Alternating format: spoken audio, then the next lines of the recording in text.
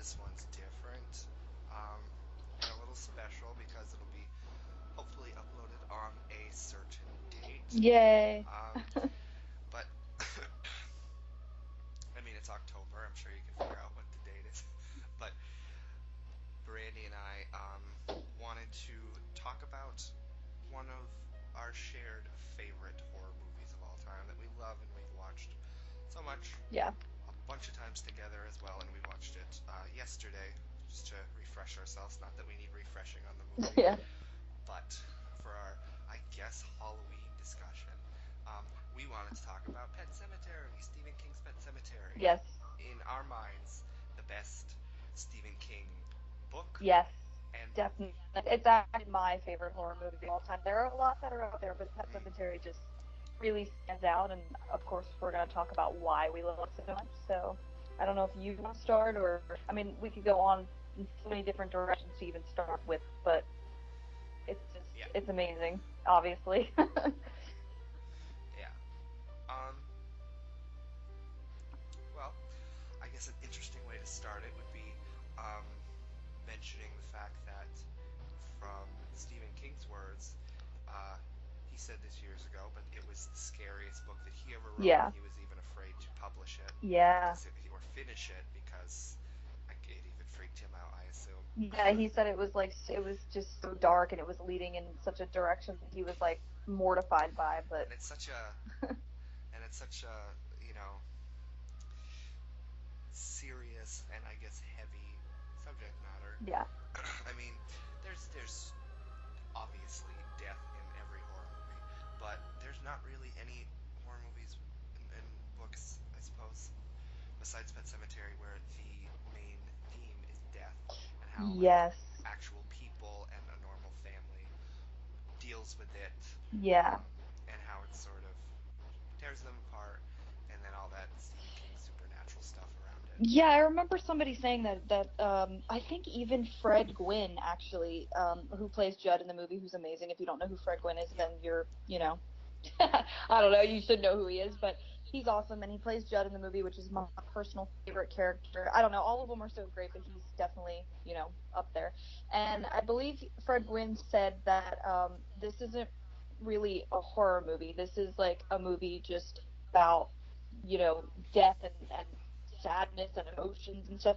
And I think that's what makes it stand out and differ from a lot of other horror movies. Like a lot of horror movies deal with death, like you just said, but it's sort of like I don't want to say comical when somebody dies in like a slasher movie, but it's not like it's almost like, oh, how's that person get their guts ripped out? Like you kind of are, you just like you kind of want to see it happen, and you kind of want to see some annoying characters die sometimes in slasher movies. But the difference with Pet Cemetery is you actually care about every character that does die in that movie, at least to some degree. So I think I think that's just what makes it really unique is you like the characters, and it's not just like ooh blood and guts, and I can't wait to see who's next. It's almost like oh my god, I don't want that person to die, or it deals with the death of like pets and children and older people, and it's just like really, and family members and sons and daughters, all that stuff. It's just like so sad, I guess. But I think that's what makes I it so know, and I good. think that's yeah, and that's what's again separates it from other I don't know traditional horror movies, and even separates it from Stephen King Yeah, that's stories true. That's because very true. I don't know this move the book and the movie, and Brandi and I are very familiar with both. Yes. Unlike some other Stephen King things like It, we're not I too know. I familiar with the definitely want book, to read the book. and It's just haven't got around to it yet. yeah, But Pet Cemetery, I've read at least like it's 3 times now, 3 or 4, something like that. yeah, I feel like I'm about that too. I Yes. haven't read it in a while. I want to, but Yeah. there's there's so much like importance and like I said weight put on all of this that really makes it I don't know, I keep saying special, Yeah. but it's definitely one of a kind sort Yeah. of It's very unique. thing. Yeah. I feel like I don't know. I I definitely want to talk about I love it because I don't just love Pet Cemetery because it scared me so bad. It definitely did that, and we could definitely talk about that in a minute. But that aside, I just think the Mm, story is so compelling. It's so interesting to think about. Like, oh, if you did lose a child, or you lost a pet, or you lost somebody you really cared about, would you? chance it and really like go up there to that burial ground. Like you never know until you're in the situation. And, I think Stephen King does grief really, really well. Like I know that sounds kind of dark to say, but like the way he writes like grief, if you've ever had like a death in your family, like too dark or anything, but like when the way he writes it, it just makes you like, wow, he like really knows what's going on. Like it's just like it's very realistic, so you believe that like why Lewis ends up doing it. I think you believe it a little more when you read the book than the movie. I've heard people say in the movie, oh, why does he keep doing it if he like it's bad? But think about you have to think of the mindset of when you're grieving, and it's hard to do that unless you actually have before you already or you are currently or whatever. But like I think the book is so believable in that aspect. Like Stephen King is like once you get to the part where spoilers Gage dies in the book, it's oh my god, I just like I almost want to put it down at that point, but it's so good you just want to keep reading to see what happens. But it's like it gets so sad, and I don't know. I think I've heard people say that as a negative before, but I think that's a big positive. It just gives the characters depth, and it gives the whole book depth, and it makes it so different and unique for a horror movie, and that's why I personally love it. So I guess that is a way to start it off, is just talk about like we don't just love it because it's scary, but just like the way that it's just so unique in its horror. It's like its own brand of horror. I think you and I were talking about that last night as we were watching it. It's just got it's like its own whole genre. It feels like. Yeah, and I guess on the movie, you know, somebody who's not familiar, like if they just read the plot of Pet Cemetery, they think, oh, this is like a zombie movie, Yeah, and exactly. Yeah, from first glance it might look like that. yeah, but again, it's his writing, and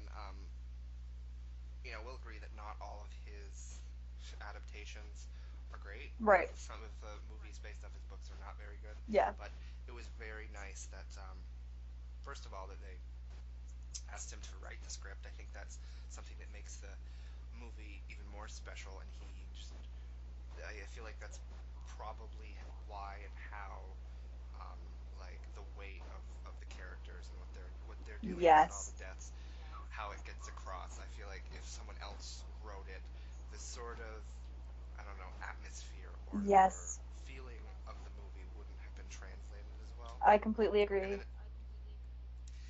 and the movie also has very good direction, Oh yes, and Mary Lambert, shout out. she yes, was and I've perfect. joked about this before. Before that, I think she did Madonna music videos, so it's very funny I that know. she. I mean, music video directors are great. They do their own thing, and Yeah. for her to go from Madonna to such a I serious know.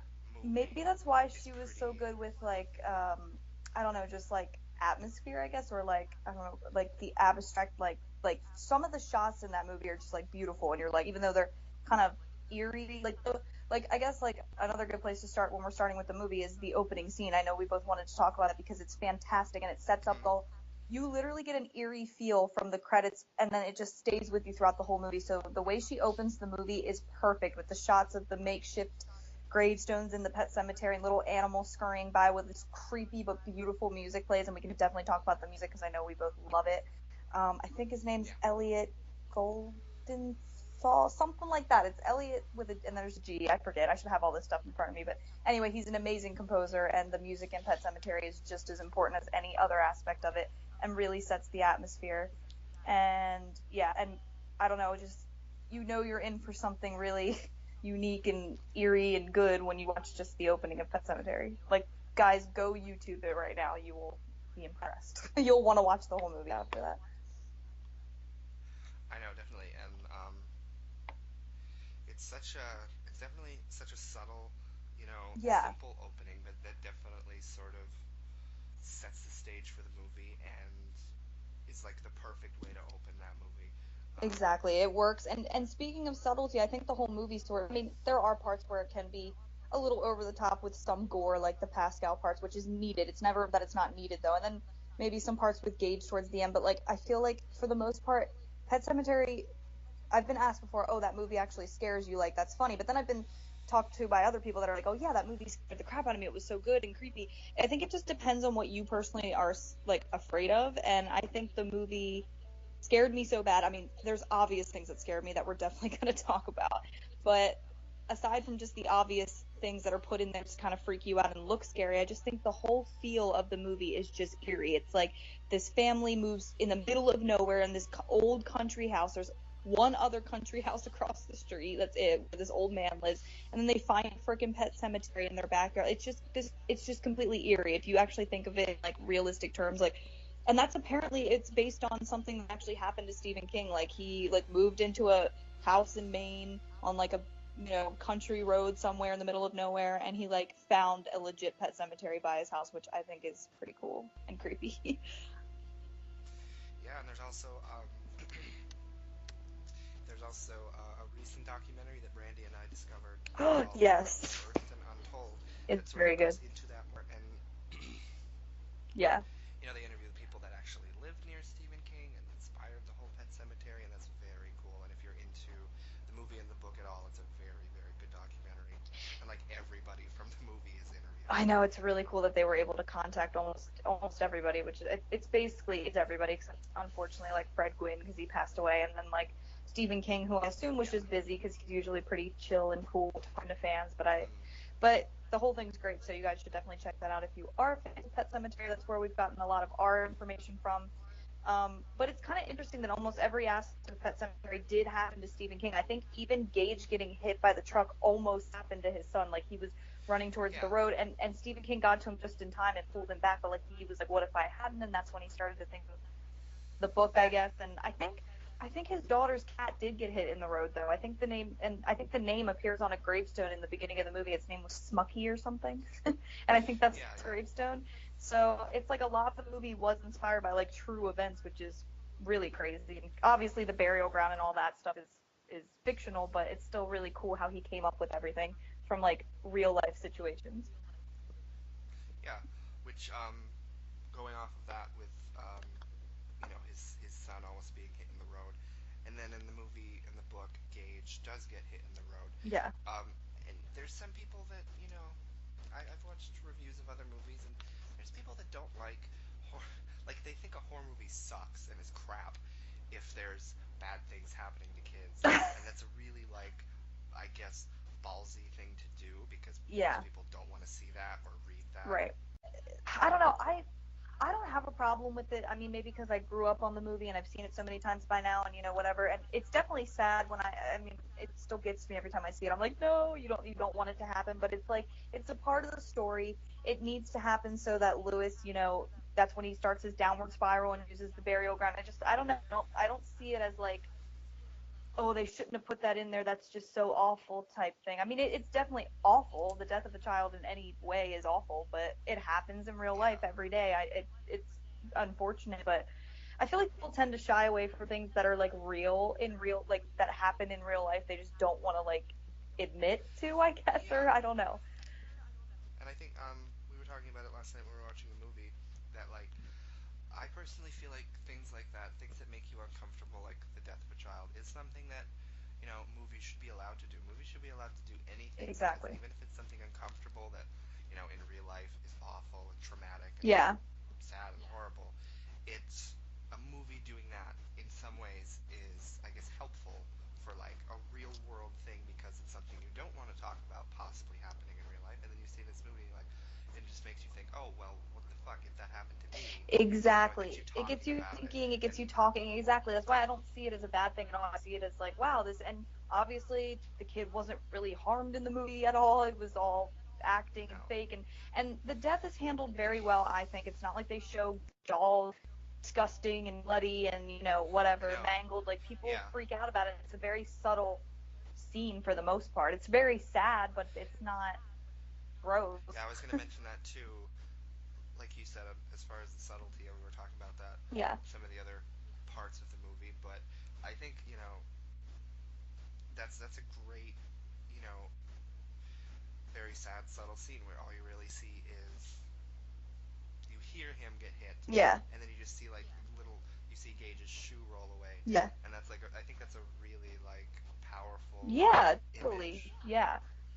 And I mean, and maybe even, I don't know, maybe if somebody watches that movie that maybe had dealt with something like that, maybe they're like, oh, I mean, might be triggering, I guess, to some people, which I would totally understand if people were like, oh, I don't want to see this because this happened to me, but maybe in some weird way, like, people do use this discussion is going to be a little bit deeper than a lot of our other ones because of just these subjects, so certain parts might get a little deep. But I feel like some people could use the movie almost as like a sort of thing to relate to. People do turn to music and movies and art when they're upset sometimes. Like, I know I do. I like to listen to music if I'm upset, or just go play a video game and chill or whatever. So a lot of people turn to stuff like that and might be like, oh, well, if I was in that situation, would I do that? Or, like, you never, I mean, I think it's a really interesting concept. And I know even Stephen King was appalled at his own writing when he did kill off Gage, but I think it was like the perfect move to make. I know that sounds terrible, but for the story's sake, I think it was what needed to happen. Like, for the, I mean, you always want the story to end happily, but there was no way that that book was gonna ever end on like a good note, unfortunately. But I don't know. I know, and I guess if we wanted to go off on that and then talk about, the characters and the actors, we could start with Oh yeah. mentioning Miko Hughes, who I think he was probably like three when Oh my god, and how cute is he? Let's be honest. And and it's funny because Dylan and I think and how good of an actor that 3-year-old. exactly, so great. And it's funny because I mean, I don't want to speak for you, but I think you and I have talked about it before. We're not big fans of kids, like in real life. I mean, we both No. have nephews and stuff, and I have nieces and nephews. And I obviously love them. Like, as far as like like Yeah. kids coming up to me being like, hey, I'm like very awkward, and I just don't really, I don't know. I don't think I'm gonna do that for a while. I don't really want kids, but as far as like Gage is just the cutest thing ever, and like even after he comes back to life, you and I always like crack up at his dialogue because he's just so freaking cute. I know. He's so We have an playful. awful good I time. know the awful good time is so great. Oh my god, Miko, he's so adorable, and he like And I was just gonna say, and his most famous line, "No no fair." fair, so cute. Oh my god, he's adorable, and I don't know, he has to be no older than 3, and he does those scenes like a freaking adult actor. Like, he's so good. The facial expressions are great. Even when he comes back to life and he's got to be like evil, he does that so well. And oh, we should tell the little thing like about when he was told to like bite Fred Gwynne's throat, and Fred Gwynne started like freaking out and everything, and he started crying because he thought he heard him. That's just so Yeah. cute. Poor kid. Oh. And you met him before. You have to talk about which ones you've met, because you've met Miko Hughes, right? And he signed. Yeah. Did he sign Sematary? Yeah. I've met him, and I've met Dale Midkiff, who plays Lewis. Woo. Um, And almost Denise Crosby, Eddie, which would have been awesome. almost. Yeah. Yes. Yes.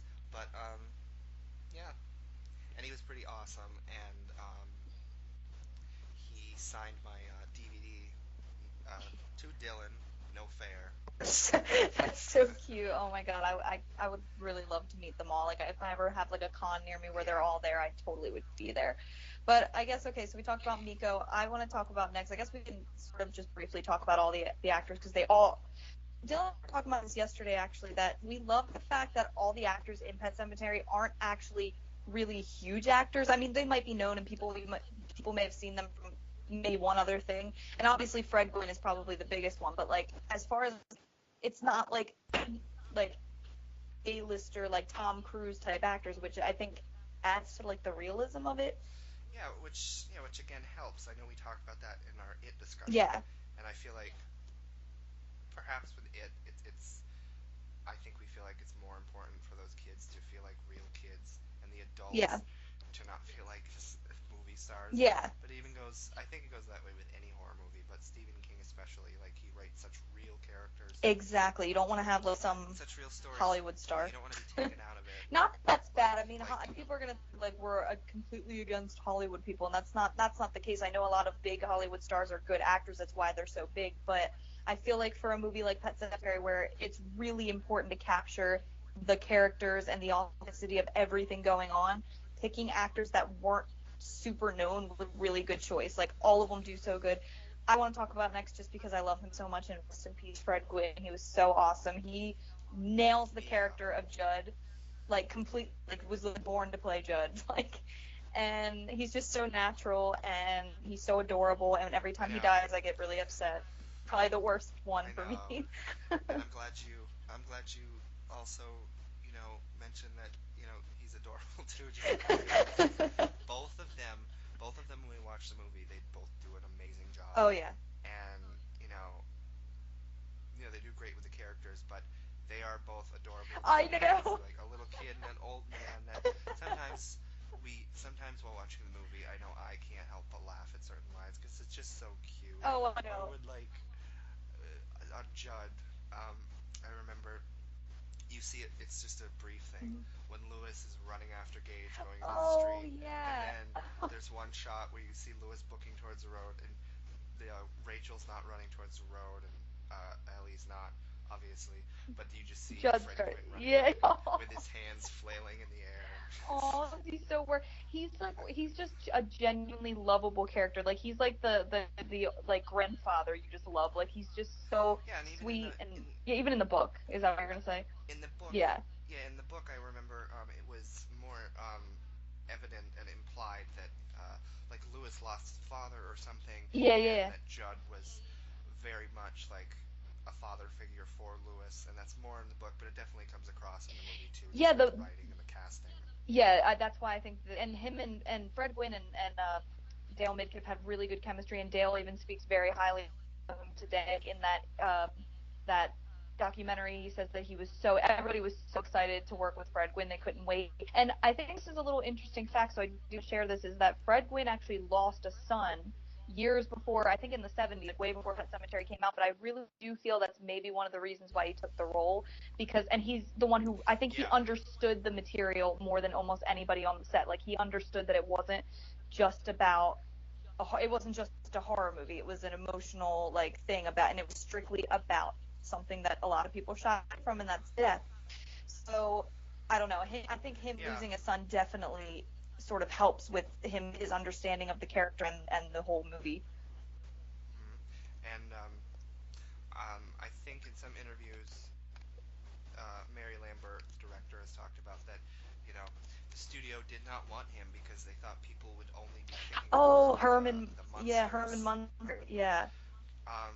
But she really wanted him, and she obviously made the right call. Yeah, she fought for him, which I'm so glad she did, because I can't imagine any. I mean, there are a lot of, talented, elderly, older actors of that time, but I definitely think Fred Gwynne is Judd to me. Like, I know everybody remembers him as Herman Munster, and he was great in that. And there's even a movie he's hilarious in called My Cousin Vinny. He plays a judge in that. He's hilarious in that. But I will always like identify him as like Judd. Like he is Judd Crandall completely.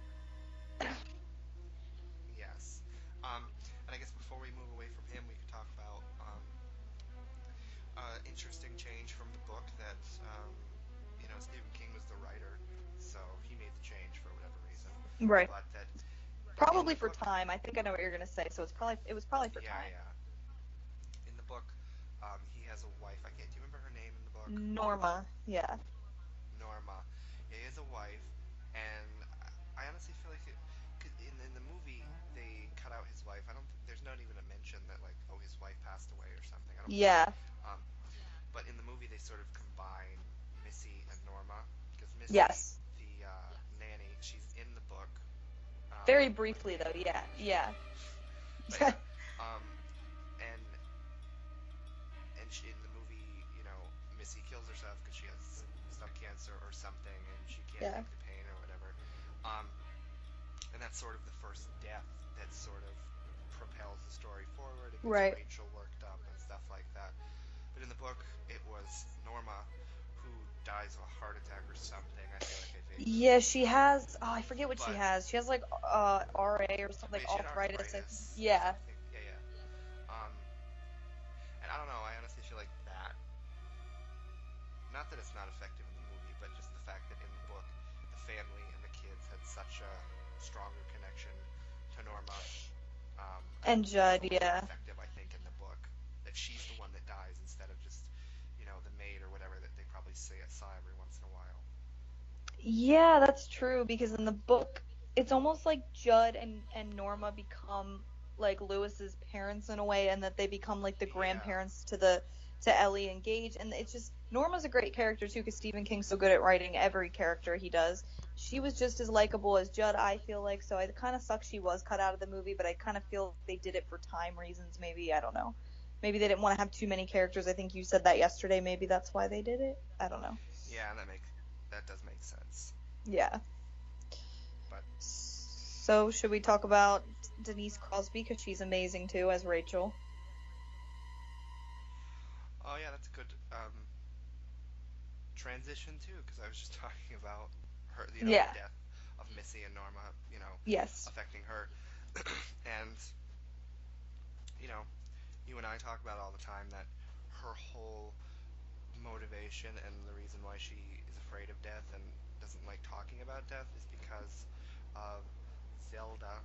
And I feel Ugh. like if you're at all familiar with the book or the movie, yeah, you probably have that same reaction. You don't even need to really, Yeah, I guess you that's know, so true. Oh my god. Well, I guess first, before because we're gonna have a whole discussion about Zelda alone, but like I feel like yeah, Rachel's, I think that whole thing with her being so fearful of death makes her one of the most interesting characters in the book and movie, because she reacts so irrationally about death. Like I remember in the book it's even more detailed. Her and Lewis get into a huge fight in the very beginning of the book when they first move in. I think it's after they go to the pet cemetery the first time, and she's like freaking out on Lewis about taking Ellie there, and Lewis is trying to argue, like, she should learn about death. She's gonna have to learn about it, and Rachel's like freaking out, and you don't really understand why at first. You kind of are just like, oh, she's like being a bitch or whatever. But then as the story goes on, you obviously find out traumatic, terrible, and horrifying backstory that we can definitely talk about.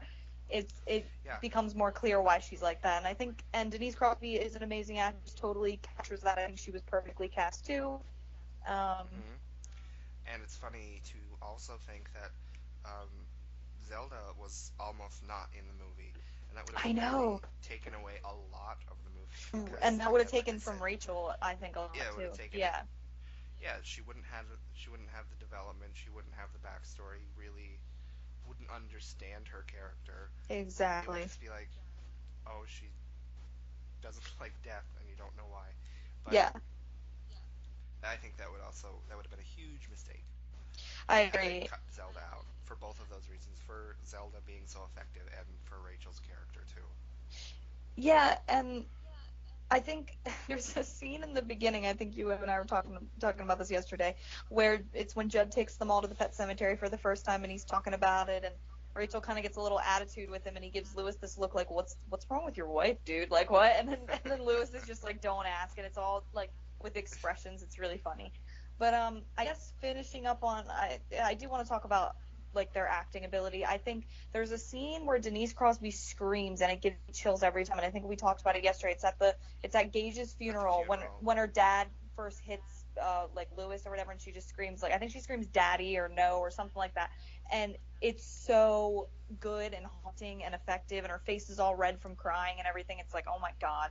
And I think she said in that Unearthed and Untold that, like, to prepare for that scene, she just like I don't know if she may not have had kids at the time. I don't know if she even has kids now, but like I don't know how she prepared for that, but she just said it was such a depressing like day, like that whole day of like shooting, they were just all in like a funk. I think even Dale Midkiff said that, like, they just even like when the camera stopped rolling, they were still like crying and upset just because they had to put themselves in like such an emotional state to do those scenes, and it's really interesting. And I think they all nailed it and did such a great job, and Denise is amazing with her crying scenes and her emotional scenes.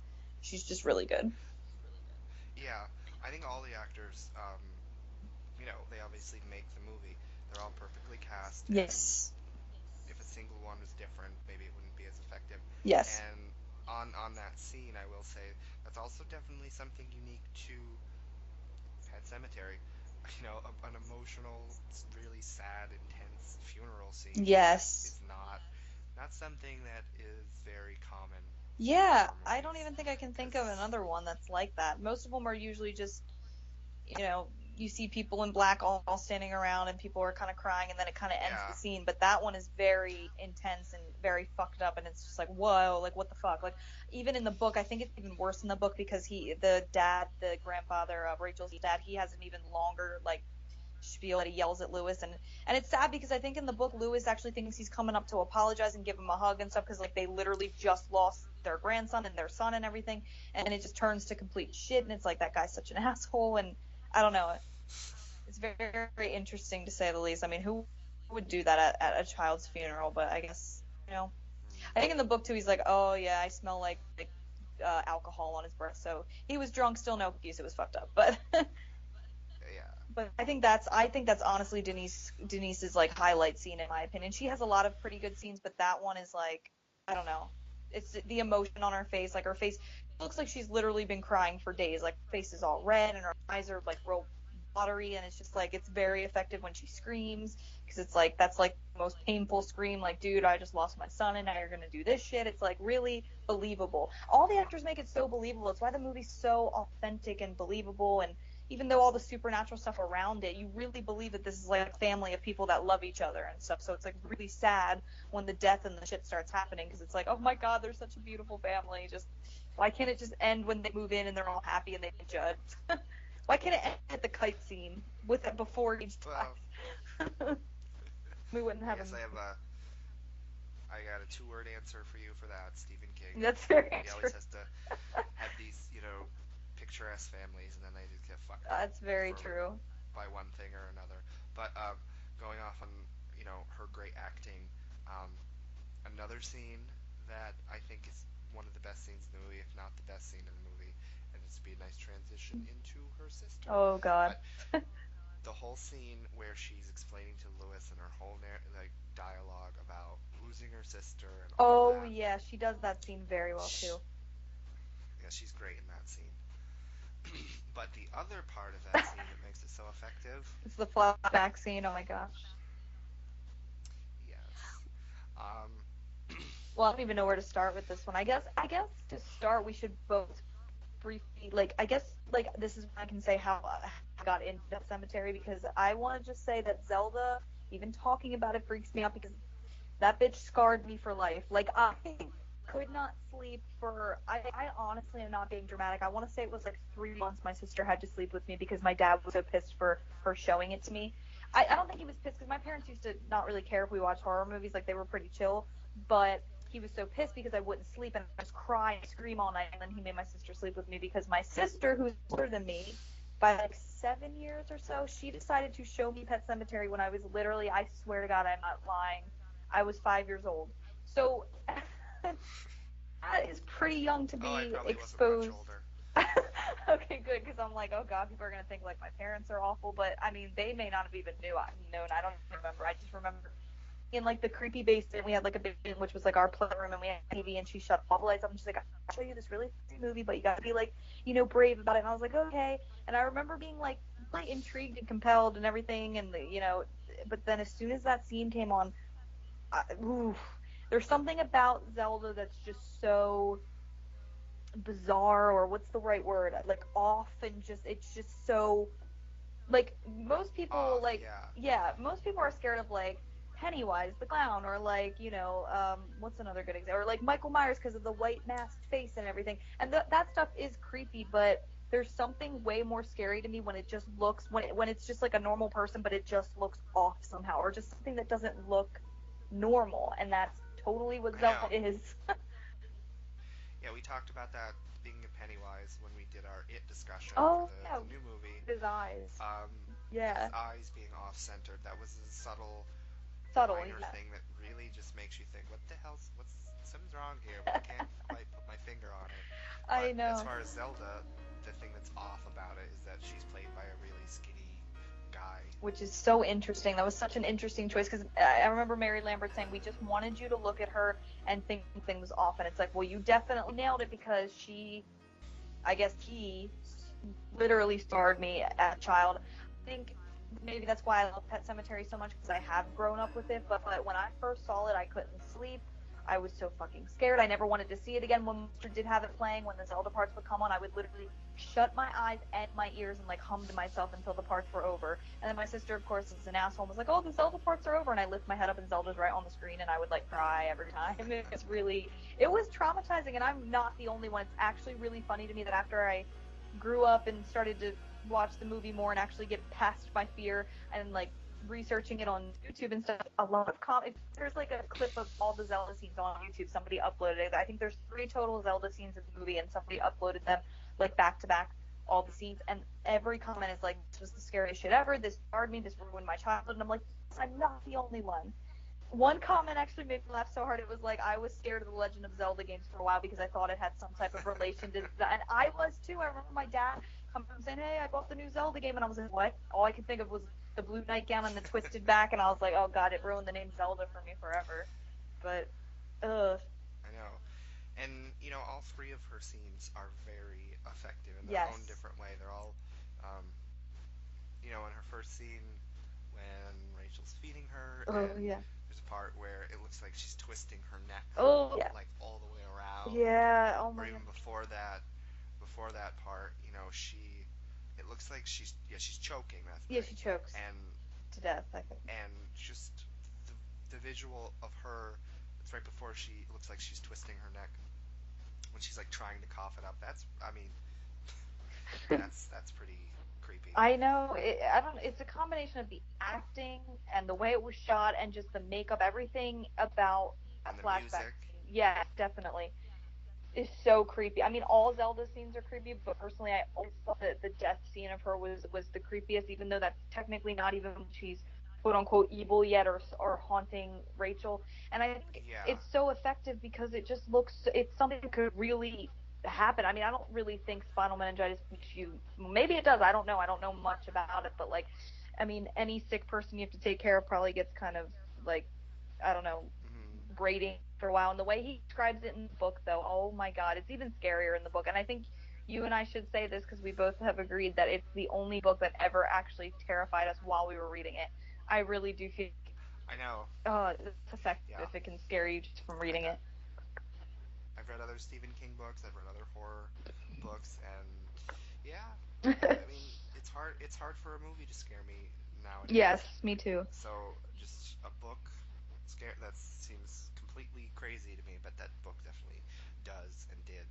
Um, Do you think it's like a and combination of like the setting and the subject matter and just certain characters like Zelda, obviously, like the eeriness of it? Because I can't really yeah, put my finger on exactly what it is. I want to say it's a combination of all that stuff, and because you and I are so familiar with the movie that probably when we were reading the book, we were just I get the chills even thinking about the book and thinking about certain scenes from the movie. It's just all so effective. I know. And my favorite scene with Zelda is probably her last scene. Oh, Only where she because runs. yes, only because I have such vivid memories of watching it with my cousin, and Rachel opens the door, and then it's like, oh my God, she's in the corner, and then Oh, I know. as she just charges at the camera I and just screams Oh my in god, Rachel's face. that yeah, that was my sister's. I can hear you like, oh, like just. I think that scene is that's a perfect example of like just Mary Lambert's genius on shooting certain things because when that scene first, when Rachel first opens the door, the way it's shot, you don't really see Zelda right away. She moves. She's there the entire time. She's in the corner, but you don't really know what you're looking at first. You're like, oh, you're just kind of looking around the room because it's not centered on Zelda the camera. And then when she actually Hmm. moves and turns her head, and you just this white face and this red hair, and it's oh my god, she's terrifying. Definitely, that's definitely a really but even the dream sequence, the dream that Rachel had on the plane where she goes into the bedroom and Zelda sits up and talks about Gage and I will get you for letting us die. It's so, oh, Hmm. she's just creepy. What's his name who played Zelda? Andrew. I don't know how to say his last name. It's like starts with an H. Do you remember it? I don't off the I know top of I my don't know how head. to say it, but you scared the crap out of me. I think he's even said I knew some guy that went to con and actually met almost all the actors from Pet Cemetery, and he said he did meet the guy who played Zelda, and he said like man, you scared the crap out of me, and apparently the guy was like yeah, everybody says that to me, and I had no idea that I would like affect that many people and scare that many people. He was like and didn't he say in the Unearthed and Untold in his audition because I watched the Unearthed and Untold not long ago, so I remember this. He actually said that to get the part, he in the audition he auditioned in front of Mary Lambert. He said as soon as he got into the room, he crawled slowly on the floor towards Mary Lambert and just like did the scene that way. And apparently that like stuck out to her. And I think his like physical frame too, because he was very skinny, that helped a lot. But the way he apparently played it was even really eerie and creepy in the audition. So I was like, oh wow, that's interesting. You were just made to be a creepy creep that scares everybody. Oh my god. Yes, he was born to play a creepy Woman. little girl. A little girl. I know, it's so creepy. um, and I honestly have to say I think that all of Stephen King's I guess, quote unquote, monsters. She's the most effective and she's the most creepy, Oh, definitely. in my opinion. And it's funny that Stephen King can take something as serious as like, a sickness and illness and, that's in any other movie like that would be really like sad and tragic, but of course Stephen King can make anything really scary and it's really really scary and Rachel in the book it goes way more in depth obviously in her backstory like for years after Zelda died was just like scarred by having these nightmares that Zelda would come out of her closet and like I literally had the same nightmare so I know exactly how Rachel feels because every night I swore like she was in the corner of my room and she was gonna run up to me and say, "Never get out of bed again." That's so scary. Oh my god. But I know. Didn't you say that your sister creeped you out even more by saying like, "Oh, just imagine if you're sleeping in your room and then yes, your sickly sister is just next to in the next room and you could hear her just moaning. writhing." Yeah, it's Yeah. the way that she moans at the end of the movie when it's right before the scene that you mentioned where yeah when Rachel goes into Judd's house and she's looking around she's like Judd trying to figure out what's going on and you just hear a deep throaty, scary moan, but Zelda moaning. And my sister's like, I bet you that was the moan that she used to do when Rachel was younger. Just imagine hearing that from your bedroom. And I'm like, shut up. My sister would always make it a million times worse. I guess that's what siblings do. But I don't know. I just know that I literally could not sleep for months, and for years I couldn't ever sit and actually watch the movie. I could, and it was kind of one of those things where I wanted to watch it to get over, and I wanted to like prove to myself, but I was freaking terrified. I actually would like cry. That's scared I was, Zelda. It was bad. And now it's funny that it's like my favorite horror movie and one of my favorite movies in general because I couldn't even watch it all before. Now it's like, I mean, not that it's like, I mean, Dylan and I watched it last night and I was home alone and I was kind of freaking out. I'm like, no, stay on Skype with me. Somebody gets here. Like, it was scary. And I was like scared to take my dog outside. It's like it just gives you this whole when you watch that movie or read the book, it gives you a whole eerie vibe. Not just the Zelda scenes are obviously the most effective, but I think the whole movie as a whole is just has like an just eeriness to it. I think it's the way it was shot, even the shots of the pet cemetery, like the way the words pet cemetery are spelled wrong. There's just something kind of eerie about that because it was actually a kid that made that sign, and Yeah. just like the way the pet cemetery looks, like shift headstones, like it's really cool too. Like if you pause the movie or if you can actually like just pay attention to the detail, like they actually made those crosses and stuff. Like there's one that's literally made of it looks like chair legs or something, like the or like Mhm. cabinet legs or something. I don't know, like something from a piece of furniture, which is really interesting. I don't know. It just the whole movie is so eerie. I think it's part of the atmosphere, the setting, obviously the subject matter, but I think it just goes beyond that. The music obviously helps a lot, like we were talking about. The music amazing in the movie. Um, I don't know. It just and it feels like so isolated. Like they're literally in the middle of nowhere. And like I kind of grew up. I didn't grow up in a house in the middle of nowhere, but my grandparents lived there, and my dad lives there now because it was his childhood house. So we kind of lived in a house like the Creed house. It's like on the highway, and I lived there up until recently, and it had a big backyard that led to the woods. So I kind of every time I would go there as a kid, like to my grandparents' house, I'm like, oh my god, I walk in the woods and there's literally like a pet cemetery. Like oh my god, and I would always like freak out. Like I think I don't know. It always seemed realistic to me and just very authentic the way it was shot. I know I keep using that word, but it just feels like that's why I feel like if it was made today, and we can definitely talk about this toward the end of the discussion, a possible remake, I don't think they would be able Yeah. to capture that authenticity that it just felt like at the time it was made. I don't. I just. No, I definitely think it would not succeed Yeah. in effectiveness today. But yes, we can talk about that towards the end. Yeah. Well, I guess if we wanted to, we could move on to talking about the actual. Because you were talking about the pet cemetery, we could talk about the actual pet church. Oh yeah, he's one of the best Because actors. church, I know, it's just a cat, but it definitely is a character in itself, and Yes. it's pretty. Again, kudos on Stephen King that he was able to make a cat of all things creepy and scary. Exactly. Because you think of like Cujo, okay, a really Like ferocious Saint Bernard. rabid Yeah, dog. that's Now, true. yeah, that would be scary if you came across just a rabid dog. Yeah. It's just yeah, but to make a cat creepy and scary is I know, and I love good. Church's just attitude. It's so hilarious. Like I think um I don't know, you don't have to like link this or anything, but I just want to like shout it out. Like Dylan and I both follow the Film Den on YouTube. It's a series that this Yes. girl on YouTube makes. Her. What's her? Yeah, her YouTube is Dina Natali. Is it? That's her name on Yeah, YouTube? that's the chant. Yeah, that's the channel. Her Okay. channel name. Yeah, she's really And she has good. the Film Den and the Yeah, Game Den. she like makes like reviews of games and she does like vlogs and stuff I think too and other stuff, and she does a few let's plays, but like what Dylan and I always follow is her Film Den series where she just basically reviews and talks about movies that she really likes, and she does a lot of mainly horror movies. And the first one ever was actually Pet Sematary. That's how I discovered her, and she does an amazing review of that. Like everything she literally says in that, I could not have said better myself.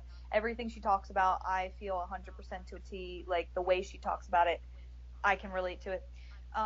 But she was talking. Wait, were we talking about church? See, like, you're gonna have to Yes. cut this out because it's like I was totally gonna make a point of what she says, and then now I can't remember what I was going to say. That's really bad. What does she say? Um. She says something about church that was interesting, and then I totally forgot. You can totally cut this out, but Okay. um, no, she's really awesome though. But back on church, Yes. wasn't there like 6 cats used in the movie or something? Something like that because They all did different things. They were all trained to. How do you train a cat though? It's like crazy. Yeah, I know. I know. We talked about that. We were watching the movie at the end with Church, like dying. I guess to teach a cat to play dead. How the hell do you do that? Yeah, that's what. Yeah, I think. Oh, I think Mary I Lambert. remember the point I was gonna make. Because she says it the best, and I just wanted to quote. Remember when she says, and I said it to you last night, that the reason why Church is so funny is because he's not really like super evil and aggressive towards everybody. He just fucking hates Lewis because he knows what Lewis did to him by bringing him back. So it's so like he's fine with Ellie. He seems like he's cool with Rachel and Judd and everybody else, but he just does not like Lewis, and it's actually really fun. So that's what I was Yeah. gonna say. So I don't know. You can leave it all in if you want to, because that was like a brain fart on my part. But she's really awesome. If you guys like this video, or if you like, Pet Cemetery in general, you should totally check out her review. It's really detailed and awesome, and I think she kind of briefly talks about the book too because she's a fan of the book. Yes. So anyway, She's one sorry. of my. She's one of my favorite YouTubers, and she's really great. So maybe I will link her. I know she's good. Um. So anyway, sorry. What were you saying? I just remembered that and I didn't want to forget it. I'm like an old person. Well, no, I was saying. I think Mary Lambert said that like they had to have 6 or 7 cats because you Wow. can only train a cat to do one thing. So they That's had a cat that jumped in the tree, and then played dead, and I know. I love that it hissed, and hissed, yeah. And like I think it's interesting that they were able to find like 6 or 7 or many of that like silky gray cat, because I feel like that's a pretty mhm, rare looking cat. Like I know you can find black cats anywhere, and you and I were talking about this, or like tabby cats and orangey type cats or whatever. yeah, But the gray, like that type of like every time we watched that movie, I remember my mom saying, "Those are such beautiful cats. Like I really want a cat that like looks like that." She's like, "But they're really hard to find." Like it's interesting that they were able to find, because I can't tell that they're all like they're been different cats. I think they all look alike, I so know. they did a good job. Um, and yes, I guess the last thing I want to say on Church, and I guess it shows like the impact that the movie itself had on me. Hmm. A few years ago, I had a cat that looked identical to Church, other than That's the fact that she awesome. was smaller. And I And she named was her a Church girl. because Oh. she was a girl, and she acted exactly like Church to Lewis, to everyone else but me. That's hilarious. Oh my god. Aw. Yes, and I have a Church tattoo in the font of Pet Cemetery. I just wanted to say that. That is so cool. That is really cool. I know you still have to send me a picture because I want to see it. But and she Yeah, was actually like the grayish coloring of church, right? yeah. The Like only that difference was she was smaller gray than the color. cat in the movie. Aw. We've talked about all the characters except Well, we didn't for really talk about Gwynne. Lewis or Ellie. Yeah, we should No, talk about Lewis and maybe even I some forgot side. about Oh, Ellie. and Pascow. We got to talk about Pascow too because he's Oh, great. But I guess we could start. You forgot about Ellie. That's hilarious. Well, do you want to talk that's it. about Lewis first, since he technically is the main character and he's great, and Dale Midkiff, and you actually met Dale Midkiff, which is awesome. And I'm so Mm, jealous that you met him and Miko Hughes. And almost Denise Crosby. I would have been even more jealous, but I know, almost. But yeah, I guess like I don't know. Lewis is a great main character. He's very. I mean, I guess he's sort of like the average main character of Stephen King's. Well, I don't know. Actually, that's a lot of his characters are Well, different, but he's just. he wasn't he wasn't a writer like Oh, every other that's Stephen true. King. So that's he was actually a doctor, and I think that the reason he Stephen King went with that was like, I think the main reason he made him a doctor was for A, because of the exposure to death because he's a doctor, and because of like the Pascow thing, and then B, so he would like know how to like put Gage asleep at the end, so he wouldn't have to like horrifically kill him, but just put him to sleep, which Yeah. makes it better. So I think maybe that's why Stephen King went in that way with him. But he's a great character, Dale Midkiff, and I'm a girl. I can say this. Dale Midkiff, super hot. Like just saying that bathtub scene, and no freaking church ruins it and throws nasty rat in there. Oh, and we also have to talk about how much we love Lewis because of his comedic side about like just falling all over the All place his all the time. falling. Yeah, Yeah. he falls so much, and then Fred Gwynn's face when he falls down I know. the hill. Lewis, you all right? Louis, you all right? Yeah, and his eyes are all big. Oh, I love both of them. I think they have such great chemistry. But yeah, and then Dale Midkiff's scene is when he falls out of bed and whacks his eye on the corner of the nightstand, and it looks so painful. And it was definitely there's no way he faked that. I think they kept it in because they probably all laughed at it or something, or they were just like, okay, this is a good shot. Cause and then like when it jump cuts or when something he's like holding his shoulder, I think like to play it off or I don't know, but he clearly whacks his face and it's pretty funny. But but in seriousness, like as a character, he's a great character. Um, he goes a little crazy towards the end, which obviously like that's the thing that a lot of people's negative thoughts on Pet Cemetery always have to do with like why would he do that? Why would he dig up his son? And why after it went so bad with his son, why and his and he had all these warnings. Why would he do it with Rachel? Because he's super grief struck. Like he's like I know that's a really lame excuse, but like when you're grieving, you will do crazy shit.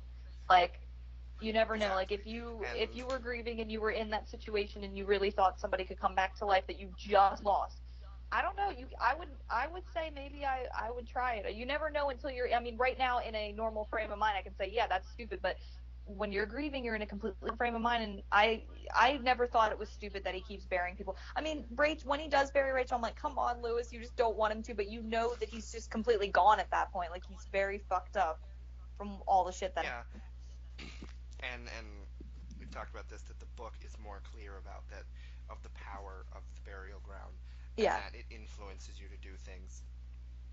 So that explains also.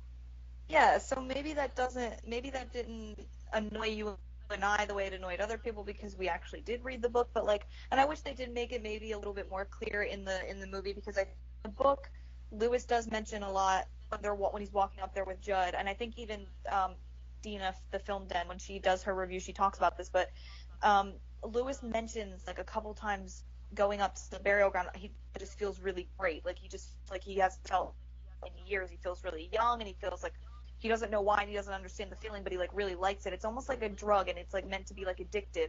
And once you use the Hmm. burial ground, it's meant to keep sort of calling you back and compelling you to come back and everything. So I think that's just what people don't understand about it. And maybe you and I just do because we did read the book. I don't know. Maybe it should have been a little Yeah, more clear in the movie, but either way, it never annoyed me that, that's what he does because he's grieving. But yeah, so, do you want to talk about? I mean, we could save him for last because we both love him. So, do you want to talk about Ellie before we talk about Pascal? Because Pascal's awesome. yes. We could talk about Ellie. I guess there's not much to say about her. I think. Yeah.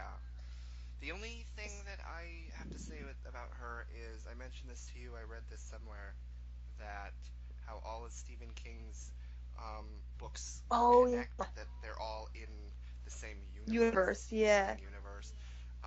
You know, the books mention different things. You talked about how in Pets, you talked about before in Pet Cemetery, how in the book there's a line about mentioning, there's a subtle reference to Cujo about, his Oh dog yeah. or Judd's like a whatever. dog went rabid a few years ago. Yeah. He says Saint Bernard, I think. So it's Yes, pretty interesting. yes. Yeah. But as far as Ellie, I read somewhere as far as the whole universe that um, because Ellie has, visions and premonitions and things Yeah. like that, that Ellie also, I don't know how true this is, but I've read it, so I like to believe that it's true, that Yeah. Ellie also has the Shining, that See, I Danny like has that. in The Shining. And they say Carrie has it too, right? Like Carrie Yeah, White. they also have Yeah. mind powers Yeah. and things like that. I think that's really an interesting, even if it's just like a theory and it's never been confirmed by Stephen King himself, I think that that's a really interesting and really cool and I think believable theory. Like I would think it's true because it makes a lot of sense. And if everything is in the same universe, Mm-hmm. why wouldn't there be more people like people of The Shining? So that's really interesting. Mm-hmm. I guess that's what makes her. Yeah, I think that's the.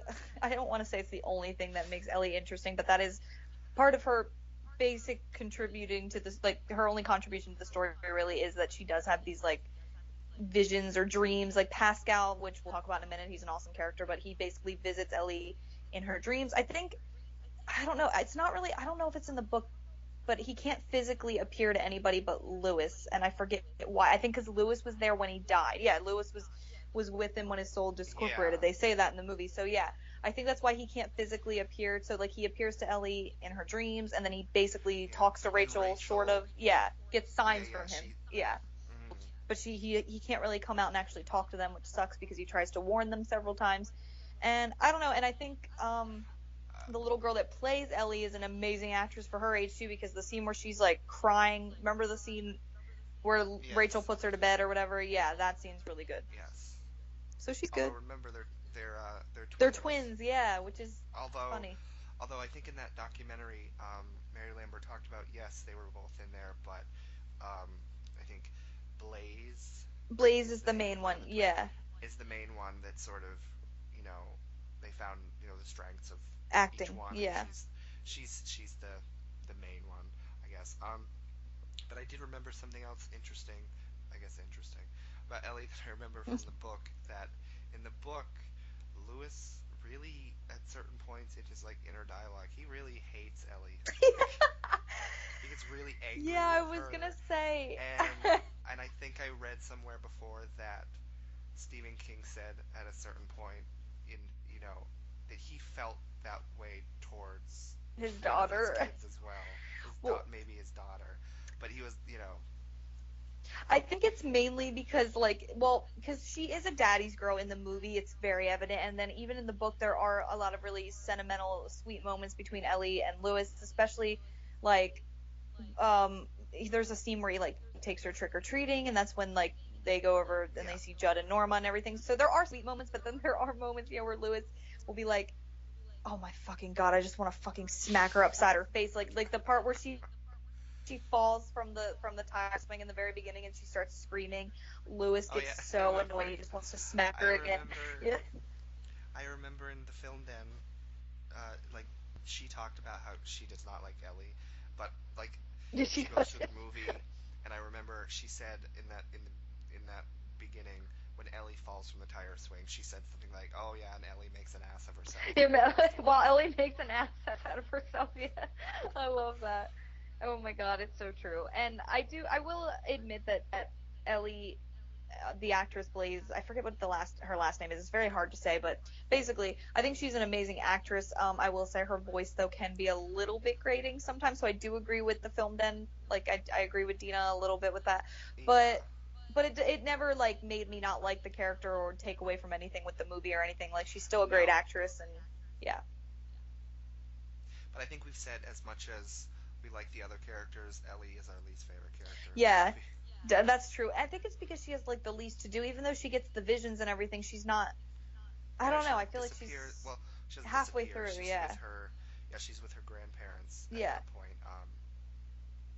And I was saying, like, maybe Stephen King didn't want to make it so depressing to have everybody die, but then her whole family gets killed, so it's still pretty I depressing. know. And one thing I want to talk about because we're still on Ellie, and sort of something else that I think makes the movie really realistic. And like I said, people probably can only really relate to this if they've ever lost somebody close to them or whatever. But like the fact that Ellie, after Gage dies, carries around like his picture everywhere and will not let it go. And I think that's even in the book. Like it says that she will not even let people hold it. Like she just keeps it with her Mm-hmm. at all times. I don't know. I feel like it's a really realistic thing because like I feel like for a movie they would have changed it to like, oh, she's carrying one of his toys around. Like I don't know. I just feel like the movie would have changed like who would carry a picture around and get it all crinkly? And I don't know, I just feel like that's a movie thing that they would have changed it to be more like some physical thing that was Gage's. But the Yeah. fact that they kept it as a picture, that it's like a picture of the two of them, and she just wants to keep it. I don't know. I know that sounds really weird to like highlight, but like to me that just makes it even more realistic, like her grief of it and everything. And she does have one scene where she breaks down, and you don't see it though. She runs kind of off camera, but you can hear her like crying and stuff after Judd talks to her, and I think it's pretty powerful. She's a pretty good actress, and I mean, after Gage, the whole movie's just depressing from there. But like, I don't know. Yeah. I think it's really convincing, and they do it in a decent way, as decent as you can handle a child's death in a movie. I think they do it pretty good, and everybody's convincing, and Mm-hmm. she's just as good as like I said. Rachel's super convincing and super good, and Denise Crosby's like crying is so good, and I definitely think Ellie. They picked another good actress that was able to, you know, go into those emotions and stuff. So yeah, give her credit on that, even if her character's not that significant, especially like halfway through the movie or whatever. But she's still good. So Yeah. And yeah, I guess that leads us to the last character, the last major character, who really does not have much to do in the book, from what I remember. yeah, and that's a shame because he's great. Well, he does, but he's like yeah, he only appears physically in like two scenes, whereas in the movie they have him like come back a bunch. And like after he talks to Which I Lewis, think was a good idea. yeah, to have him, yeah, because he's like I don't know, he is essential, and he's like if you guys don't know who we're talking about Pascow, Victor Pascow, who is the ghost or whatever, if you want to say that, but he's the what I guess the Yeah. patient who dies in Lewis's care at the hospital or wherever. No, he doesn't work at a Yeah, hospital. Where does he work? A college? Like college, a yeah, yeah, university. yeah. Although, why would a doctor be at a university? I don't know. That's right. I He's guess like the they have. on-campus doctor. I think I don't Yeah, know. yeah.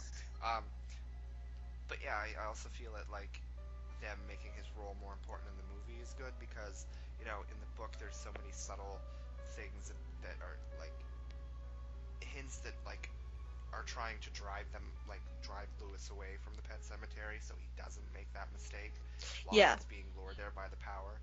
But I guess you can't. I mean, how subtle can you? I mean, what can you do in the movie to do that same thing? And exactly. Pascal fills that role. He's sort of like the good part, I guess, trying to stop him from doing it over and over.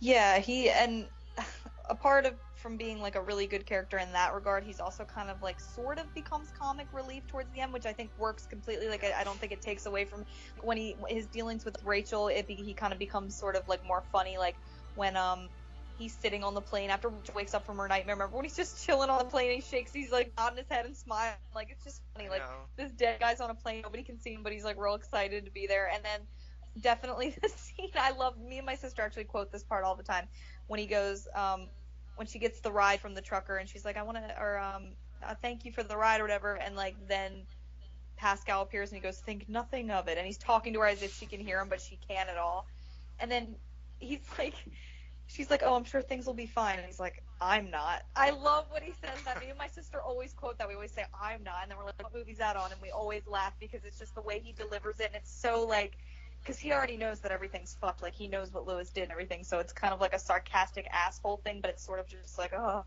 I tried to help type thing. So I don't know, it's funny. He's a great character, and what's his name? Brad And Greenquist, Brad is that his Green, name? yeah, yeah, Yeah, yeah. And he's great. you talking about him sort of being the comic relief. I guess the movie needed some form Yeah, of comic relief. maybe that's why I chose to go that way with him because, yeah, I think after Gage's death, they were like, okay, we need at least something, even if it's just subtle. Like the whole movie has a lot of subtlety, which we talked about a lot, but even Yeah, like it's not like straight up in your face comic stuff, but like just the little things that he does. Like I love when he's just sitting chilling on plane, smiling, nodding his head. He's all happy that Rachel's coming back, like because he really wants to stop. And it's he's such a good character because like even though he looks grotesque and horrible to the eye, he's like this really like nice guy that really wants to help Lewis out, help the family out, but unfortunately he doesn't hmm get through to Lewis. So yeah, he's yes. great. And Oh, oh and yeah, we should. also Oh, you go first. no, but I was just gonna say on that scene on the airplane where he's sort of just chilling on the plane. As far as also some comic relief, I love the old woman sitting next to Rachel after Rachel Rachel wakes up from her nightmare and she just looks over at her. What the? She's like, what the fuck? She's got the what the fuck face. Oh my god, somebody should make a meme and just put what the fuck with that lady's face. So that is so what she's saying with her face right there. It is hilarious. I always thought that. Oh my gosh. Um, no, but what I was gonna say on because I like sharing little like fun facts about certain actors that I at least know about. I'm sure some people that are fans of the movie might know about this already, and I think you probably do too. But isn't it hilarious that like he said, like Brad Greenquist said, like when he had like all his makeup on, like all the head and everything, like nobody wanted to sit with him at lunch, like he had to eat by himself. Poor guy, because everybody got so grossed out because the makeup was so effective. Oh, oh, poor guy. He probably scared everybody on set. It is real. Speaking of like that too, I guess we should briefly even talk about little things like that. Like the makeup is so well done. I talked about it a little bit with Zelda, like the fact that they made the back all twisted and the face they put some plaster on his face and stuff to make him look even more horrifying. And Hmm. Brad Greenquist, obviously the blood and I love Pascow's character, but I mean, and I'm used to it now, and I've seen a lot of gory movies and stuff, and Pet Sematary is not overly gory at all, but the parts with Pascow, obviously his brain, I just don't like when it's not even blood that bothers me, it's when like his brain is just leaking like brain juice is what it looks like, and I think Stephen King describes that in the book. He's like, some liquid was pussing out of his head, and I'm like, ugh, it's just like, I don't care about blood. You can have blood dripping from his head all you want, but like when it's like some brown nasty liquid, I'm like, ooh, okay, I'm gross. But but he's great. And then also in the subtlety and the makeup too. Gage in the book is described as being very mutilated and bloody and whatever when he comes back. Oh Obviously, yeah, he's played by described sounding really scary, actually. Yeah, yeah, but I think it was a much better choice in the movie to just give him that tiny that's little scar, which Scar. Yeah, I guess is I don't know. I guess as unrealistic as that may be because he was hit by a truck, but yeah. it's again it's the subtlety. I feel like it would either be too disturbing or too goofy to Over the top. see Yeah, the little that's. kid just covered in blood and stuff. I agree. I do think they went with the right choice with that. I think all the subtlety in the movie just works so well, and I think it just makes it awesome, and you know, it works for that type of movie and the story, that to have all the subtlety that it does. I mean, maybe that kind of annoys some people, but I don't know. I like the subtlety. I always got more scared by subtle stuff anyway, and I think that's Pet Sematary sort of started that. Because when people used to question, oh, you got scared of the movie Pet Sematary, like why? And I'm like, do you not remember the movie? Like, I think mainly too, Zelda was obviously the biggest thing. Like I will always stand by that. I think Zelda is definitely the scariest thing in the movie, and if she wasn't in it, if she had been cut out like they talked about, I don't think it would have been as scary. It still would have been a great movie, but I don't think it maybe would have scared me as much. But as a whole, like I keep saying, the whole movie definitely just still has this eerie vibe, and the subtlety of it makes it, that's what makes it so scary to me. I was never really scared of in your face, like Pennywise never really scared me. I thought some of his scenes were creepy, like when he opens his mouth and he has the sharp teeth, but like for the most part, I just always thought it was a really good movie, and Pennywise was an interesting, villain and everything, but I never was actually scared of him because he was kind of meant to be scary with a painted clown face and everything. Like things like Zelda and things like just the shots of the Pet Cemetery and the eerie music playing over it, those type of things like just unnerve me more than like something that's thrown at you and meant to be scary. I don't know, maybe that's just me. And I think that's why I love Pet Cemetery so much, is that it's subtle horror at its best, I guess. Yeah, and I do agree. That's definitely more effective for me because I no movie really scares me, and as many times as I've seen Yeah, Pet Cemetery, it still creeps me out at certain points, which me is too. a testament to the film and the directing and the writing and the music and the acting and all that. I know. Because I've probably seen it two or two and a half dozen times, maybe more. Oh, I want to say I've seen it in the hundreds by now. I've like watched it so much for years and years away. Like whenever my friends like from high school or even middle school would come over and be like, "Oh, Brandi, do you have any horror movies? What do you want to watch?" And I would always introduce them to Pet Cemetery, and they would always get so freaked out, and like I don't know, it's always my go-to for horror whenever it's like Halloween time and people are like, "Oh, you want to watch a horror movie?" It's literally like I think it kind of annoys the people around me sometimes, like, "Oh my god, you want to watch Pet Cemetery again?" But like it never gets old to me. It's just one of those movies that's timeless to me, and I think it was one of those things where every single thing was on point. The actors, the director, the writer, obviously, because it was Stephen King, the music. It was one of those like rare times in movie history. I mean, I'll go as far as to say that, where everything was just on point, and it's in their, like, every person that contributed to that film was just like top dog at what they did on that movie. Like the writing, the music, the atmosphere, everything was so well done. And I think that's why it's lasted so long and it's made an impression and it's very effective. Hmm. And the book too. The book is like, if you guys have not read the book but you've seen the movie, you should definitely read the book. So much more detailed, obviously. And the book is, I mean, the movie's faithful to the book, but obviously some stuff had to be cut out, like we were talking about earlier. But yeah, the book just is basically a more detailed version of the movie, and I think people should definitely read it. It's definitely Stephen King's best work, I think, personally. Yes, which is a shame, and we've talked about it, that it's not, and maybe it's because of the subject matter, that it's not as a highly regarded book and movie as Yeah. like Carrie and The Shining and Misery, because those are Stephen King things that everybody knows and everybody. I mean, Yeah, I always wondered why Pet Cemetery was. I mean, Pet Cemetery is one that's usually mentioned, but it's usually those three that you just mentioned are always mentioned first, and then maybe a couple others, and then finally Pet Cemetery is like sort of towards the bottom, I think, a lot of the time. Or it's not mentioned at all sometimes when it comes to talking about Stephen King movies and books, and I always wonder why, because to me, it's his best. I mean, I've read a couple of his. I did read Carrie. I've read hmm. Misery. I've read Cujo, and Pet Cemetery. And I've only read 4 of his books so far. I do want to read The Shining and It eventually, and maybe some others. But out of the 4 I read, Pet Cemetery just stands out the most. I mean, all his books are unique and good in their own way. Obviously, he's Stephen King. Like, I don't know. I don't know why Pet Cemetery isn't like way more up there. And I don't know if it's because you're probably right. It's probably the subject matter. Maybe people are just like turn their nose up at it because it deals with the death of a child. Oh God, but I don't know. I think that's what brings a realism to it, and it makes you sympathize with the main character even more. Like you really feel for Lewis, and it's not so crazy that he starts digging up his dead son. I mean, if you do that in any normal frame of mind, like yeah, you're a psycho, you're crazy. But when you're a grieving father who's grieving over his like son, it's so believable that he would do something like that. Like I don't know. I totally agree. So I don't know if there's anything else we want to talk about or wrap up on. I feel Um, like maybe. there was a couple things that I wanted to talk about at the end here. I mentioned Okay, some of them cool. to you, but we can wrap up in a little bit about, again, how much we love the movie and the book.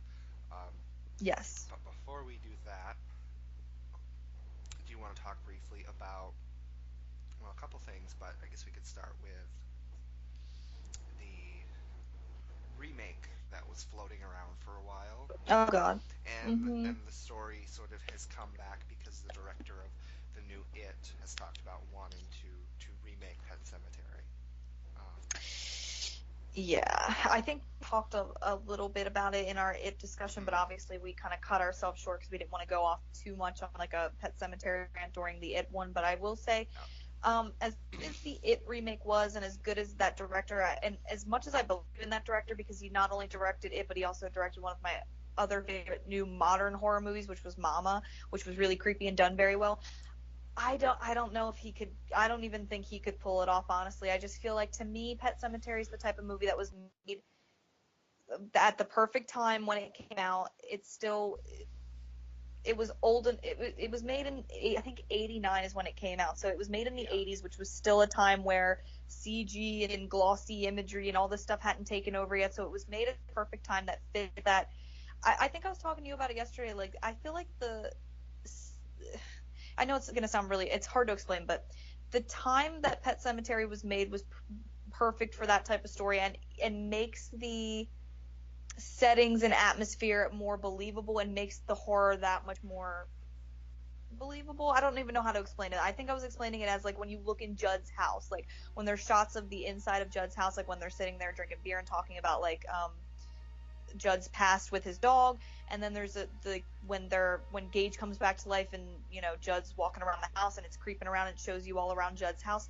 It's so old timey looking, and it fits with Judd and his character. I don't feel like they would do that nowadays. I don't think they'd be able to pull off making it look that authentic and old-timey, just because everything is so over-glamorized in movies nowadays and over-glossed and over, like, this has to look so HD and good. And I don't know, I just feel Mm. like the way that the house had, like, faded wallpaper and, like, the colorings and stuff were kind of faded, and it just fits with the eeriness and the whole atmosphere of the movie that worked for that time. And I don't think it would work nowadays. I don't know. No, That aside, I don't think they get good actors for it either. Well, I don't know. I always see the actors that we name today as those characters. yes. So that's my opinion on it. Um, If you want to add on that, you can. yes, I do. But remember, I mentioned this a few years ago. The remake was still floating around, and George Clooney almost was the Lewis, Oh my god, which that would is so funny. that would have ruined. I mean, you can't. Yeah, It would just be like, oh, hi George Clooney. yeah, it wouldn't be like, oh, that's Um, Louis Creed. That would be like, yeah, that's George Clooney. yeah, but yeah, as far as the remake of Pet Cemetery, I always go back to Um, it was posted on Facebook. I think you tagged me in it again. It was the director saying, "Oh, I want to do Pet Cemetery," and I will still stand behind what I said to you then. I said, um, as much as I like that director, as much as I liked it, and you really like Mama, and I want to see Mama because you Oh recommended it yeah, so we highly. definitely. So I think Yeah, he's a really good director, and like if it's because it's Hollywood. If they think there's money, they're gonna remake it. So if it had to be remade, if they just did it, I would be yeah, okay with him directing it.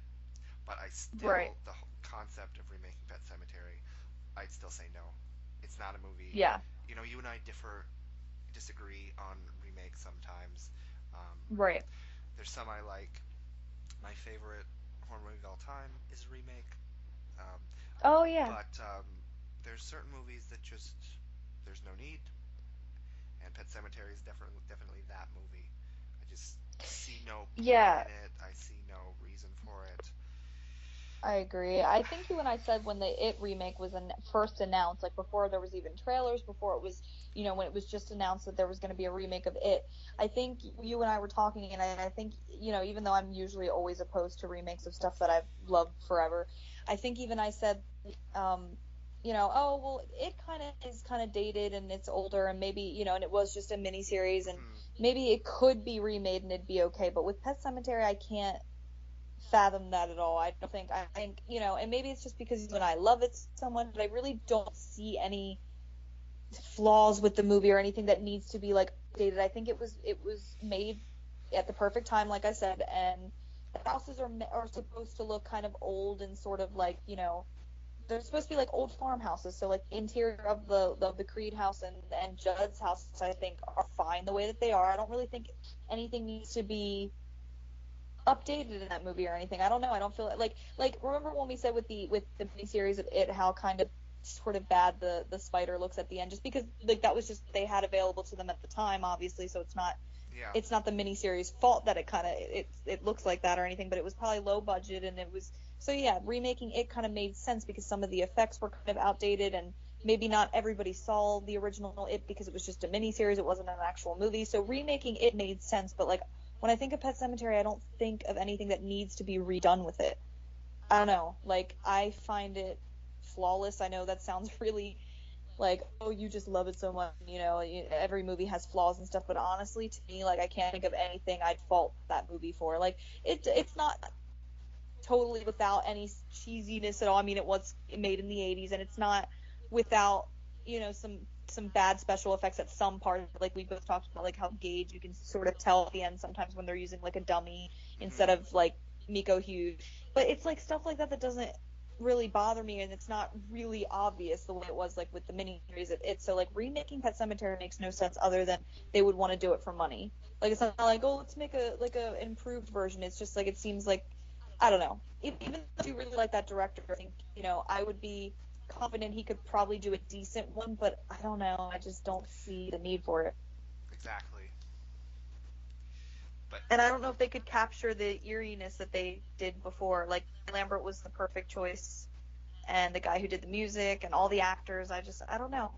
I couldn't see Gage and like call like any other actor like, oh, that's little Gage, except Miko Hughes. Like he is Gage. And then of course with Judd, Fred Gwynne was Judd. Mm-hmm. There's just and like all of them. Dale Midkiff is Lewis Creed. Like I just can't see anybody else in those roles, especially if he did go with some big Hollywood names. I don't know how I would feel about that. Like I said, it's still definitely a no for me. I just Yeah. I can't even picture what a remake like that would look like, and except for being really, I don't know. I just I can't feel even like it'd be too over the imagine. top and too I can't even imagine a remake. So it's just and it would probably be full of cheat. Like I'm sure they would use Zelda. I think you and I were also talking about this last night. They love to rely on jump scares a lot in newer horror movies, which I fucking hate. I mean, mm, even it did it. Even the remake did it a lot. Like it, like yeah, it does have a lot of jump scares. yeah. So I feel like with the subtle horror of Zelda, where she's just so creepy because she's just this creepy looking woman, and you don't really need to have a jump scare when it comes to her. She's already just so terrifying to look at, and it just looks off, and it's creepy. It's creepy on its own. I feel like they would use Zelda in a jump scare way. Like I feel like when Rachel has the dream, like instead of her just sitting up on the bed and talking to Rachel in the real slow, creepy way, she probably would just pop out from somewhere and be like, "Rawr," and it'd be like, I don't know, it would just take away from the authentic, subtle horror that the movie that I love the movie for. So I don't. I mean, I think there's only one jump scare in Pet Sematary, and that's when, or maybe there's a couple, but they're all of them are involve a church, and it's church popping up real quick and like growling or meowing or whatever real quick. Like it's not anything ridiculous or in your face. I feel like they would go way overboard with jump scares if they made it. Um, yeah, and the church jump scares. I feel like you've talked about this before. Jump scares today, they like need to get really like you know super loud with it. Like it'll just have a I really hate that. I loud know. chord just to get you to I don't know get some people To do just that's how they jump out that's of how their they seat. do But jump scares. Yeah. and church was never really like that, even though it had sort of sounded like stock like Oh, cat sounds yeah meows and like the stuff. But yeah but like the yeah public domain cat yeah yeah. sounds. Yeah. Yeah, I don't know. I don't. I say no to a remake too. I completely Mm, agree with you. Like that's one yeah. movie. I know you're not even as opposed to remakes as I am, and even you're like, no, don't Pet Cemetery. It just doesn't need it. I mean, re-release the old one in theaters. That'd be awesome. Re-release it. Maybe give it a Blu-ray. Like, I don't know if it already does have a Blu-ray release, but like do something more with the original. That would be awesome. But don't make a freaking remake again. Oh Like, yeah. ugh. I don't know. If they want to make more money off Pet Cemetery, yeah, just re-release it in theaters. You probably won't make as much money as you would making a whole new movie, but you make some money and it'll be pretty awesome. I know. I would love like to expose that movie to maybe a younger generation, or just have like to see how maybe a younger audience would react to it. I mean, younger audiences are hard to please because they're used to the horror trash that we get today. That's all jump scary or all gore or all like possession movies, and so I don't know how people Mm-hmm. would technically like how they would actually react to Pet Cemetery, but I don't know. I think it's a good enough horror movie that stands And it that's doesn't even, stood the test of time. it honestly is a movie that doesn't even feel that dated to me. Like, Same. That's what I was gonna. Yeah, that's what I was getting at. It doesn't feel like with the It miniseries, you can definitely tell certain aspects of it are like okay, you're like okay, yeah, this. I mean, it's still great though. I'm not trying to compare too much, say anything bad about the miniseries, but like in compare, like I feel like with the miniseries, you can tell like wow, this was made in the 80s or 90s. But with Pet Cemetery, I don't know. I don't feel like it looks so old and so outdated to the point where it would need a glossy, glamorous remake. I don't know. I don't like that anyway with horror movies. How they're all so. I forget what word you used. I think you did. You say glossy. I think is the way that you yeah, worded like how like just newer movies look in general, and I totally agree with that. Not that it's always a bad thing. Obviously, better picture and better quality is good for movies, but and I understand why technology has evolved and changed everything, and there's nothing wrong with us evolving like that. But I think for horror movies, and especially a movie like Pet Sematary, that older look to it, even though Pet Sematary is not that old, it's in comparison to movies that I like from the 40s and shit. Like Pet Sematary is not that old, but it definitely still has that older movie vibe or that picture and look. Like it's not overly glamorized. You know what I mean? I don't know. Yeah. Maybe some people don't understand what I'm saying when I say that, but I think you do because I think I explained it to you like when we weren't doing a discussion. And that's just how, or maybe I said it in the, I don't remember. I just know that I've talked about it before that like remakes just look overly HD and overly colorized. Like sometimes it looks like they even mess with the saturation and make it more colored than it actually otherwise would be. And I don't know. I don't like that. I feel like, you know, maybe for like a fantasy movie that works or like but like for horror, I feel like the dull colors and the dullness of the picture makes it look even better. Maybe that's why I love horror movies better. I like older movies in general better, but older horror movies are more effective to me, and maybe that's why, because they're not overly glamorized with special effects and glitziness, and I don't know. Maybe I'm just crazy. I don't. No, I think there's definitely some truth in that. I mean, there's good horror Yeah. movies today that are still glossy and look new, but they have more going for it. But I feel like there's so many horror movies that are just they look pretty, and that's it. And that's it. Yeah, that's like it's kind of like what all they focus on sometimes. I don't know, all those ones that people like Annabelle and what are those The what are those other Conjuring. ones? Those yeah, those type of movies. And I'm not saying, and I've honestly never seen either of them in full detail. I've seen like bits and pieces, but like I don't know, I just those aren't maybe it's just not my thing. I don't know. Those are like the type of horror movies I feel like that are being made today, and that's just like the standard of horror movies now is like jump scares and ghostly and I don't know, there's no originality anymore. That should be proven by freaking remakes that are being rumored or that have come out in the last few years, especially with the horror genre. I just feel like every horror movie from my childhood that I loved has been remade into a terrible disaster, except for It. It was the exception. It was actually really good. I don't Mm-hmm. want people to be like, oh, well, you said you liked It. I'm not talking about It, but I'm talking about like the Amityville Horror, terrible remake, Poltergeist, terrible remake, Evil Dead, terrible remake. And it's Halloween. like, oh, and Carrie, Halloween, yeah. I've never actually seen the Halloween remake, but I've heard from several people, you included, that it's not great. No, Nightmare on Elm Street was another one. I did see that, and I've that was never seen terrible. that. So it's like, Friday the 13th. don't see it. Friday the 13th is another one. See, we can go on and on about these movies that are constantly being. Oh, Psycho. Did you ever see the remake of Psycho? It was No, actually but I know so it's bad. just I I know don't think it's they play it like anymore. I know it's exactly just like a shot by shot. So there's real that's one that really had no reason to be remade. 'Cause Oh they my didn't God, even yeah. try So anything it's new. and it's terribly cast. Like I don't have any problem with Vince Vaughn as an actor, but he to me, when I think of Vince Vaughn, I think of like comedy movies, Yeah, like The Breakup or whatever that movie. Like I yeah, don't think of him in like the serious psychotic role, and I don't know. I know. He's not Norman Bates. It was weird.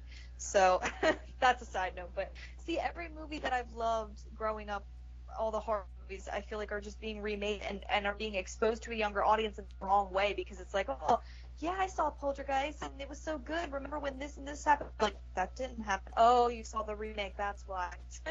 Like, I don't know. And Pet Sematary is the only one so far that I really am passionate about and love that hasn't been remade. So I really, Mm. really hope that they don't touch it because all the other ones I named are literally like in my top five probably favorite horror movies. I love Poltergeist. I love Evil Dead. I love the Amityville Horror, and all of them were remade in such terrible ways with terrible actors, and I don't know. That's my opinion, and I really hope the same doesn't happen to Pet Sematary. That would be depressing. That would be a sad way to bring back a classic. Just re-release it. I would love that. Yeah. I mean, I don't. I would honestly wager that Pet Cemetery probably won't be remade because we listed all those movies that have been remade, but I feel like the remake fad is sort of done and over Fading with. off, I hope. Because Halloween was the first horror remake that really got that wave going like 10 years Right. ago. That's true. But I feel like in the past Damn, that five came out 10 years, years ago? yeah, Jeez. I feel like in the past 5 years they've moved away from that. They remade everything, so there's not really much left to do, and they've sort of you know Yeah. they've moved past that. I think so. I don't. I honestly would wager that Pet Cemetery probably won't be remade. At least I hope so. Um, I hope so but too. And if it there is, I would was hope it would be okay. there I don't know. was Child's Play was never remade, and that they were really close to remaking it. But yay, they actually decided to move forward with continuing the story, which is great. See, that is good, but at the same time, people could probably argue that, oh yeah, Child's Play was never remade, but they went off in such a dumb direction, and I'm like, Yeah. like, I feel like people think it was like a reboot once Bride of Chucky came out, but I love Bride of Chucky, I know you do too, so. But yeah, it's still the same story. People that trash, Exactly, with this. you know, I'm not gonna start. Yeah, we can rant about that if we ever do a Child's Play one. But I guess moving back to Pet Cemetery, and I guess I think another thing we wanted to talk about at the end was the sequel, Pet Cemetery 2, which Yes. yes, there was a sequel, and I don't know, you can start this one because I started the last one. We can give our thoughts on the sequel. What do you think of it? Like, honestly. Yeah. I feel like we should only talk briefly about the sequel because it doesn't Yeah. deserve that much attention. Um, That's true. Nor did the possibility of a remake, but you know, Yeah, I feel like we need to get our feelings that's out true. about a remake. But Yeah. no, as far as Pet Cemetery 2, I actually, I used to hate it, but I can put it on and be like, oh, it's okay. It was completely Yeah. unnecessary. I hate when they do sequels to Stephen King movies when the book it's based on did They not don't have a actually sequel. have a sequel. So Yeah, it's not, exactly. Pet Cemetery 2, they did all the Children of the Corn movies. The Rage, Oh Carrie my 2, god, yeah, which that came was out like 20 years after the first one. That's that's that's so dumb. that's awful. It's an awful movie.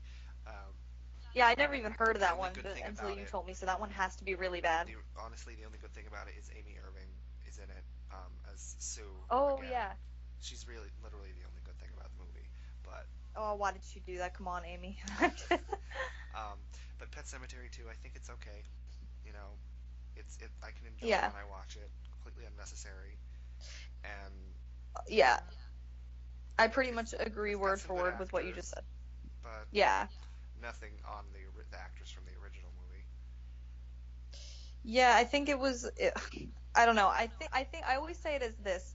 It was an entertaining movie. It wasn't scary at all. It had nothing to do with the first one, but I can sit down and watch it and actually get some enjoyment out of it. Not the way I do with the first one. It doesn't have any. As far as I'm concerned, it could have been called like a completely different name because to me it doesn't have any tie other than the burial ground, like to Pet Cemetery, Yeah. and it doesn't give me that eerie vibe even when they show the Pet Cemetery. It's just different. It's shot differently. Even though Mary Lambert did direct it, it just feels different. And maybe that's because Stephen King wasn't a part of it, or Hmm. I don't know. It just felt not like the same universe at all as the first movie. But that being said, I do think it has good actors, like you just said. Not as good as the first one either, but for what they are in that movie, they're all. I mean, I love the main character. I don't know his real name. I just always call him John Connor because he's the kid Oh, from Terminator. Everybody calls him that. But Edward Furlong, I think. oh yeah, there you go. See, you Um, got it. He's a good and actor anyway. Everybody knows I that. But love Clancy Brown who Clancy plays Brown, yes, I the love him. asshole Gus, stepfather of yeah, his friend. Gus. Yeah, Oh my god, he is great. He's probably like my, even though he's an asshole and you hate him and you like love when he dies, I think he's like the best part of the movie. And even after he comes back to life because he's just really funny. yeah, Yeah, it kind of makes no sense. It doesn't follow the rules of the first movie at all in terms of the burial ground. It's really kind of dumb. And there's a really funny. We mentioned the film Den, so I just want to give a shout out. We've talked about him before in reviews because he also reviews Resident Evil stuff. But his name is Phalis. It's PH, and it's so. Oh my god, he is so funny, and he does. That's how I discovered him, was that he actually does a review of Pet Cemetery 2, and it's hilarious because he points out all the flaws, and it definitely has a lot of flaws and hmm, continuity errors and different things. But I don't know. I think it's fine. It doesn't bother me that it was made. It doesn't try to be Pet Cemetery 1. I mean, it mentions it kind of, which is kind of yes. stupid, but And remember, Ellie apparently goes crazy and chops up her grandparents with an axe. And yeah, and she's like licking the brains off when the police come through the door. I'm like, oh my god. And where's Rachel at? Is she just like, the Pet Cemetery 1 ended on such a way that like you would expect that if there was a sequel, Rachel would be like the opening of it, but they just kind of dismissed that, and I don't know. hmm. So yeah, it's completely unnecessary, but it's fine to watch, I guess. Yeah, it's entertaining. I would watch it. I would only like recommend it if you just want to watch an entertaining movie that kind of sort of not continues the story at all, but like sort of in the same universe as it. I don't know. Hmm. but I wouldn't class it up there next to the first one at all, and nor would I don't really even say that Pet Sematary has a sequel, because technically it's not really a direct sequel with the same characters and everything, but it's still entertaining. It's fine. It doesn't bother me because it wasn't a remake, and it didn't try to use the same characters or go off and so I don't know. And maybe it would have even been more interesting though if they had if Ellie maybe grew up and went back to the house or something, or went back to the pet cemetery. I don't know. Maybe something to do with Ellie would have been kind of cool. Mm-hmm. But they went in a completely different direction with the sequel, which is fine. So whatever. Yeah. But there are a lot of inconsistencies with it, like just the way that people come back. Like, why does Clancy Brown's character come back really dumb, and he's nice for some reason, but then he ends up being evil again towards the end and trying to kill everybody? I don't know. It's kind of confusing, but. And isn't there a scene where, after he comes back, he, I guess, you know, rapes the mother, his Oh wife? yeah, kind of. Yeah, And his it's like, wife. I mean, what? You didn't see, Yeah, can he even you didn't do see that? You didn't see Rachel coming back and, just trying to go after Fuck Lewis. Lewis, I know. That's so true. I don't know. It makes no sense. I think the person who wrote the script for the second one either didn't read Stephen King's book or just didn't understand it. I don't know, because it's really dumb. It's not. I don't know. I say it's dumb. There's dumb things about it, but like I said, it's entertaining. So for Yeah, what it it's is. worth, you people can watch it. But Yeah. and Clancy Brown, he's the best. He Krabs. He talks for Mr. Krabs, which is so funny. But yeah. So yeah, I guess there was something else I wanted to talk about, but I completely can't remember it. But I'll remember it when we're done. I know. I hate when that happens. But I I think. guess Well, I think didn't make a list, or you said you actually didn't end up writing stuff no, down, I guess. no, I Oh, because I think one Oh, thing oh. I wanted. Okay, go before we forget. Pull Um, to me. just something funny that we've talked about that is really hilarious, and the voice is Mhm. spot on. Is when South Park parodied Pet Cemetery, and Judd just shows up Yes. at Butter's dad's Yes. house after Oh Butter my God, fixes his he's dad's. yeah, out of nowhere. They don't Don't go even know who. down that road Yeah, there. that run down that road. He says that. And he keeps going, oh yeah, like the way that Judd says it in the movie. Oh, it's the best. South Park is And great. I mean, Butters' just dad watch is it like, more. what? And he's like, I know you're thinking of putting him up there. Don't tell me you haven't thought of putting him up there. He keeps saying it. It sounds just like Judd. I love it. Oh my God. Even my dad saw that and was cracking up, because I mean my whole family loves Pet Cemetery too. My dad watched that episode of South Park and he was just dying. So oh my God, it is very funny. Yes. Yeah, I'm trying to think of any extra stuff like that we could talk about that has to do with. I mean, obviously, I recommend the book to anybody. It's super good. It's not too long either. It's not like it or The Shining's pretty long, but Hmm. Cemetery's not that long. No. Um, anything else? The soundtrack is super good. It's all on YouTube. If you just want to put on some creepy music for Halloween, or if you just want to put something on to just listen to in a dark room and get an eerie vibe, definitely put Pet Cemetery, the soundtrack on, the original sound. It's so good. And And speaking on the music, I always mention this every time we talk about Pet Cemetery because we love Resident Evil so much. oh yeah, Go search for Resident Evil Zero Billy's Collection on YouTube. It's a oh great yeah. track, and it fits. It sounds like it came right out of Pet Cemetery. I know. I'm gonna do that. I'm gonna listen to the Pet Cemetery OST on YouTube, and then just listen to that track from RE0, because Mm. they do sound a lot alike. It's the creepy, eerie piano. Hmm.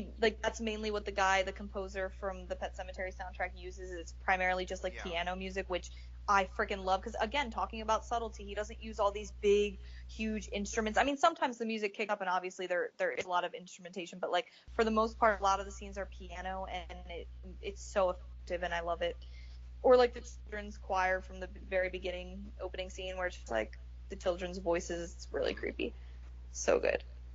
And I don't know if there's anything else I wanted to say. I guess to just completely wrap up, if I had to rate the movie or rate the book both, I would literally give them a 10 out of 10. In my Absolutely. opinion, Yeah. it's yes. In my opinion, it's just a flawless movie and book. And I definitely mean that, and I don't care if people are like, what about this? And you can point out the flaws that you think are there all you want. I will always stand by thinking it's like the perfect horror movie. It's a movie that every time I watched a horror movie after Pet Sematary, I found myself comparing it to Pet Sematary, and I think that's why a lot of movies ended up not scaring me. Like my friends in high school would rave about, oh, you got to go see Annabelle Brandi with me, or you have to go see this. It was so scary. I'm so scared to go to sleep. And I'm like, oh, really? So I would like get all hyped up with them, and then I'd go see it. And I'm like, really? They're scared of that? I think because Pet Sematary just was ingrained in my brains from such an early age, and that was my standard of fear. That was what scared me. That type of horror. And that's not the type of horror that's unfortunately made nowadays. Like, so everything's so different. So nothing really scared me after Pet Sematary. I mean, there were little things like, I don't know, that would freak me out, or I'd be like, ooh, that looks off and creepy. But as a whole, no movie has ever made me feel the way Pet Sematary does in terms of fear and just eeriness and getting the chills. Like from that very first opening, like with that music and the scenes of the Pet Cemetery, I literally get like goosebumps on my arms, and then they just last throughout the whole movie because it's so atmospheric. And I think the same things that you and I love about the old Resident Evil games is what I love about Pet Cemetery. It's like atmospheric, and the music is haunting, and it's just a very eerie, haunting movie. If I have to, and emotional too, and the characters are great. The book is even better, if that can even be possible, because the movie's so good. But the book, you know, is amazing. Definitely puts the images of the movie in your head even better and goes even further into detail. And it's the only book, like I said, that actually scared me. Actually, okay, before we do wrap up, I just want to share this little, it's a very quick story, and I told you it before, Dylan, but when I first read Pet Sematary, I'm sitting there reading the book. I'm home completely alone, and I have two dogs. One's a German Shepherd, and he's huge. Well, he's technically like my dad's dog, and one's a little bit smaller or whatever, and they're both like on the floor just chilling while I'm reading Pet Sematary. And I swear, I kid you not, nobody was home, and it was actually thunder and lightning that night. So I don't know why I decided to read Pet Sematary, and I actually got so scared. I don't know if I was on a Zelda part. I probably was, because I feel like I got to a Zelda part. It started with lightning and thunder, and I got so scared that I actually closed the book, and I made my giant German Shepherd dog come up on my bed with me, like, and he's huge. Like, I like patted my bed, and I'm like, come on, and he jumped up, and I just like made him sleep with me all night because I was so scared. So yeah, I'm a big baby, but I mean, it's one of those books that can definitely get to you. So I highly recommend it to anybody that is a Stephen King fan, or is a, just Pet Cemetery fan. But if you haven't read the book, you should totally read it. It's awesome. And I guess that's all I have to say about it. Oh, and I did I tell you, Dylan? I think I did. So just real quick too. My family also loves this movie too. That's how I got introduced to it. Obviously, my entire family always cites this as their favorite horror movie as well, and we all agree that it's one of the scariest because of Zelda. So my mom one time was watching it by herself with all the lights off, and she said it happened to be on TV, so she started to watch it. And this was like years and years ago. Like I was a little like kid. I think it was before I even saw it. And she said she was watching it, and she was down in our like den area, which is sort of like the floor before the basement. So it's not the actual basement yet, but it's real dark and creepy. And she was watching it, and she said a dish happened to fall upstairs out of nowhere. She was like, I don't know how it happened. Nobody was up. And she said she got so scared. So first she like yelled my dad's name. She was like, John, is that you? And like my dad didn't answer. So she said she told me this story the other day because we were talking about Pet Cemetery. And I mean, I've heard the story a million times, but I didn't know she like yelled my dad's name. And then when he didn't answer, she said she ran so fast upstairs. She didn't even turn the TV off. She said she just ran all the way upstairs and like dove in bed with my dad and just like closed her eyes and was like so scared.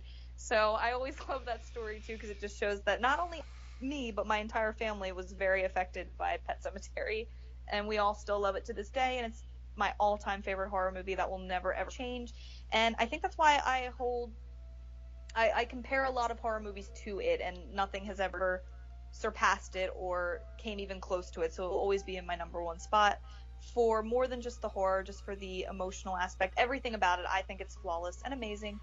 And that's how I'll end it on my part. And if you want to add anything or say anything more.